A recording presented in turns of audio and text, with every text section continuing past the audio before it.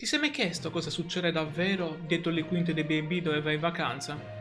Quello che hanno scoperto i carabinieri nel Nuorese ti sorprenderà. Io sono Matteo e ti ringrazio per essere qui sull'Isola Informa.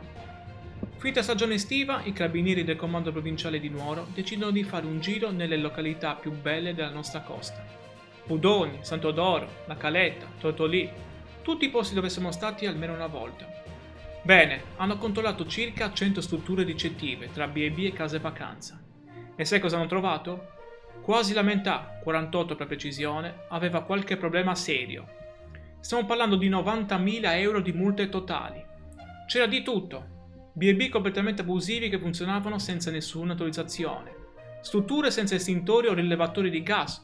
Gestori che non comunicavano nemmeno a chi dormiva nelle loro camere alle autorità. A Budone hanno persino trovato un B&B che operava in nero totale. 4.000 euro di multa e chiusura immediata. E poi c'erano quelli che pubblicizzavano online con nomi diversi da quelli ufficiali, o che offrivano più camere di quelle autorizzate. E questa vicenda solleva il velo su quello che a volte è il dietro le quinte del nostro turismo.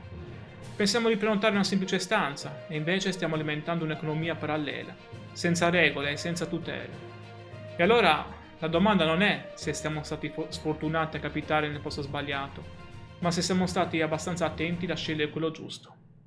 Tenere gli occhi aperti è il primo modo per proteggersi. Se trovi utili queste informazioni, lascia un like per sostenere il canale e iscriviti per non perdere nessuna notizia importante dalla Sardegna. Grazie per la tua presenza e il tuo supporto e noi ci vediamo nel prossimo video.